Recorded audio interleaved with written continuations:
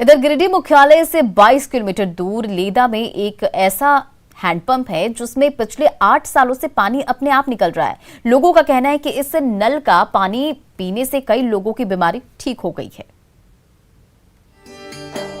गिरिडीह मुख्यालय से 22 किलोमीटर दूर लेदा में एक ऐसा चापानल है जिससे पिछले 8 वर्षों से लगातार 24 घंटे पानी अपने आप निकल रहा है। इसके पीछे दैविक शक्ति बताया जा रहा है। लोग यहाँ पर पूजा अर्चना करने आते हैं, अपनी मन्नतें मांगने आते हैं और सभी की मन्नतें पूरी भी होती है। यहाँ पर निकल रहे इस पानी की खास बात यह है कि इस पानी का इस्तेमाल करने से चर्म रोग, पेट रोग, गैस जैसी समस्या दूर हो जाती है। यहाँ के पानी को लेने के लिए राज्य के दूसरे जिले से भी लोग आते हैं और पानी को ले जाते हैं। इस पानी का इस्तेमाल नहाने में करने पर रोक है और साबुन तो कतई इस्तेमाल नहीं कर सकते हैं। इसका इस्तेमाल सिर्फ पीने के लिए किया जाता है, वो भी दवाई के रूप। कई लोग ऐसे हैं जो खुद कहते हैं कि पानी पीने के बाद उनकी बीमारी ठीक हो गई है। लोग का ऐसा मानना है कि ये जल सालों भर रखा रह जाता है, फिर भी पानी में कीड़ा मकोड़ा कुछ नहीं पड़ता है। और इधर पाकुड़ में कोल कंपनी नियम को ताक पर रखकर कोयला ढो रहे हैं। जिले के पचवाड़ा कोल माइंस से बीजीआर कंपनी द्वारा कोयला ढो कर पाकुड़ रेलवे साइडिंग तक लाया जाता है और कोयला परिवहन के दौरान तिरपाल से ढकने का निर्देश है, लेकिन ऐसा नहीं देखा जा रहा है। कोल माइंस से पाकुड़ रेलवे साइडिंग तक लाने के लिए सैकड़ों डंपर लगे हैं। सभी डंपर में कोयले की ओवरलोडिंग की जाती है। सड़क पर वाहनों से कोयला भी गिरता रहता है। केंद्रीय व राज्य प्रदूषण बोर्ड द्वारा सख्त हिदायत दी गई है कि बगैर ढके कोयले का परिवहन नहीं किया जाए, लेकिन पाकुड़ में संबंधित विभागों की लचर कार्यप्रणाली से बेरोक टोक नियमों के विपरीत सारे काम संचालित हो रहे हैं।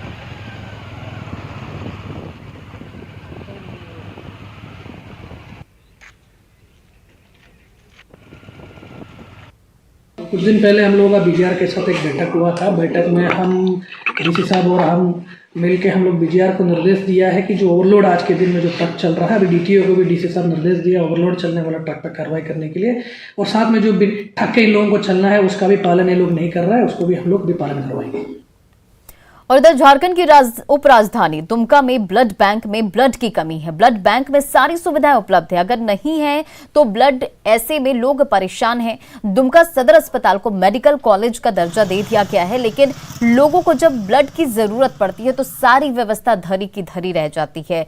ब्लड बैंक की स्थापना समाहरणालय परिसर के पास की गई। जब किसी को ब्लड की जरूरत पड़ती हो तो सबसे पहले लोगों को ब्लड बैंक कहाँ है ये खोजते ही परेशानी होती है, और दूसरी परेशानी ये होती है कि डोनर कहां से लाया जाए, क्योंकि दुमका का blood bank give and take के सिद्धांत पर काम करता है। लोग प्रयास कर रहे हैं, हमारे कभी भी हमारे स्टाफ द्वारा और हम लोगों के द्वारा हमेशा जो है प्रयास किया जाता रहा है कि हम लोग अपने कार्य में तत्पर रहें। हम लोगों का जितना भी हो सकता है व्यवहार जो ब्लड डोनेशन के लिए आते हैं बहुत ही सहयोगात्मक रहता है। तो बोल रहा है कि नहीं, लेकिन आप लोग ऐसा तो नहीं है कि इमरजेंसी के लिए आप लोग नहीं रखे, सो बात तो नहीं रखे ही ना है। अभी हमको इमरजेंसी में हमको ज़रूरी है, इसलिए कि आप लोग से रिक्वेस्ट करते हैं कि कम से कम आप ब्लड ग्रुप बता दो। ए बी पॉजिटिव, किडनी का प्रॉब्लम, डायलिसिस पेशेंट। और इधर बोधगया में फुटपाती दुकानदार ने विधायक कुमार सर्वजीत के आवास के बाहर प्रदर्शन किया और विधायक अपने आवास में हैं और दुकानदार के बाहर प्रदर्शन कर रहे हैं। दुकानदारों का कहना है कि प्रशासन ने एक तरफा कार्रवाई करते हुए दुकानों को हटाया है, वे फिर से उसी जगह दुकान लगाने की अनुमति दे और इसी की मांग कर रहे हैं और प्रदर्शन कर रहे हैं। दुकानदारों का कहना है कि 2018 में नगर पंचायत ने एग्रीमेंट कर दुकानों का आवंटन किया था, लेकिन अब दुकान हटा दिए गए हैं।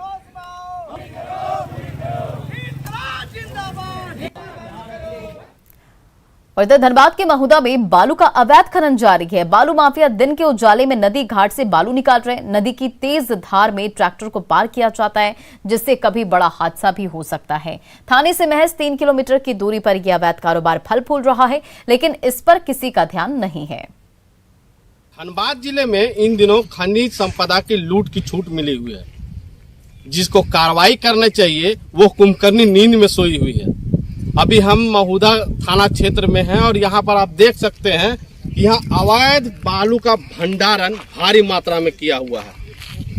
जिस जगह में हम अभी हैं, यहाँ पर जिस तरफ भी आपकी नजर जाएगी उस तरफ आपको बालू के अवैध भंडारण ही मिलेंगे। खनिज विभाग के लोग कहते हैं कि अवैध बालू कोयला को लेकर हम कार्रवाई तो जरूर कर रहे हैं, लेकिन वो कार्रवाई जमीन पर नहीं दिख रही है। अगर होती तो इस तरह के अवैध भंडारण बालू के नजर नहीं आते।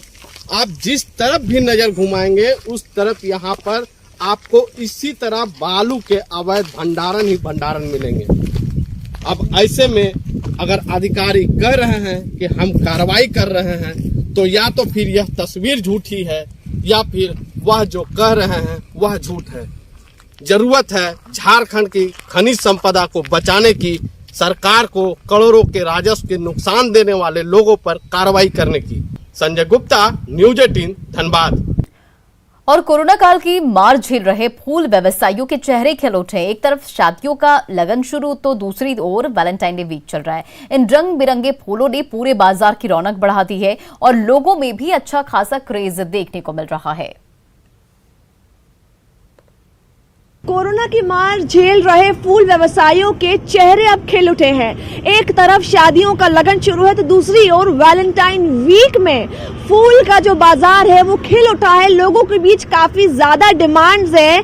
ये आप फूल देख सकते हैं, कम से कम रोज जो यहाँ पर है वो 6 से 7 तरीके के फूल हैं जो काफी डिमांड में है। इस बीच दुकानदार जो है, देखिए ये गुलाब का फूल लेकर खड़े हैं जो कि ऑर्डर्स पर है। इन्हीं से जानेंगे कि जो फूल का बाजार है कैसा चल रहा है। क्या नाम है? संजय मालाकार। शादियों का माहौल है प्लस वैलेंटाइन वीक है, फूल की खपत तो बहुत ज्यादा होगी अभी। हाँ, अभी खपत है। कैसे लोग आते लेने? यंग आते हैं और कुछ बुजुर्ग भी आते हैं, सभी लोग आते हैं, कुछ बच्चे लोग भी आते हैं। कहाँ से फूल आप लोग लाते कहाँ से हैं? फूल आते हैं बेंगलोर से, पूना से और कलकत्ता से। कोरोना काल के बाद इतनी अच्छी खपत हो रही है, मार्केट बढ़ रहा है, बाजार खुल रहा है फिर से फूल का, कैसा लग रहा है? अच्छा लग रहा है, मार्केट चल रहा है ठीक। क्या बोलेंगे आप? ये फूल की खपत है, 30% बढ़ोतरी हुई है मार्केट में। हाँ, थोड़ा बहुत तो बढ़ा हुआ है अभी। फूल विक्रेता खुश हैं? आपके चेहरे पे मुस्कान है? हाँ, मुस्कान है। फूल थोड़ा बहुत बिक रहा है अभी कोरोना का बाद। आप लोगों के लिए कैसा है? चेहरे पर मुस्कान आएगी? हाँ, मुस्कान है। जब नुकसान हो जाता है तो मुस्कान घट जाती है। तो वही है कि जो फूल बाजार का जो बाजार है वो 30% बढ़ोतरी हुई है। फूल का जो आनंद है वो लोग तो ले ही रहे हैं, पर साथ ही साथ विक्रेताओं को भी खूब फायदा है। बोला जाए तो दोनों तरफ का फायदा है और मार्केट में खूब जो फूल का बाजार है वो खिल उठा है। कैमरा पर्सन संजीव के साथ रूपाली त्रिपाठी, न्यूज़ 18, रांची। और देवघर का मशहूर पेड़ा की खुशबू और स्वाद अब बिहार झारखंड ही नहीं बल्कि राष्ट्रीय और अंतर्राष्ट्रीय स्तर पर पहुंचेगी। बाबा धाम का पेड़ा की आपूर्ति और जीआई टैगिंग को लेकर काम शुरू हो चुका है। रिपोर्ट देखिए। देवघर का मशहूर पेड़ा की खुशबू और स्वाद अब बिहार झारखंड ही नहीं बल्कि राष्ट्रीय और अंतर्राष्ट्रीय स्तर पर पहुंचेगी।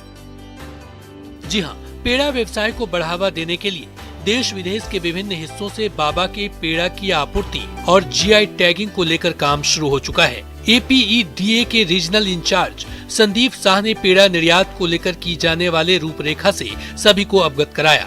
इस दौरान पेड़ा के निर्यात, पैकेजिंग, सामानों की डिलीवरी और गुणवत्ता को लेकर किए जाने वाले कार्यों को लेकर संबंधित अधिकारियों को भी कई आवश्यक दिशा निर्देश दिए। संदीप शाह ने कहा कि बाबा धाम का पेड़ा विशेष खुशबू और जायके भरा होता है और इसे काफी पसंद भी किया जाता है। पेड़ा को इंटरनेशनल मार्केट देने के लिए जेसीडी रेलवे स्टेशन पर भी काउंटर लगाए गए हैं ताकि वैसे रेल यात्री जो सफर कर रहे हैं वह सफर के दौरान भी बाबा धाम का पेड़ा स्टेशन से खरीद सकते हैं। और फिलहाल इस बुलेटिन में इतना ही। बने रहे आप न्यूज़ 18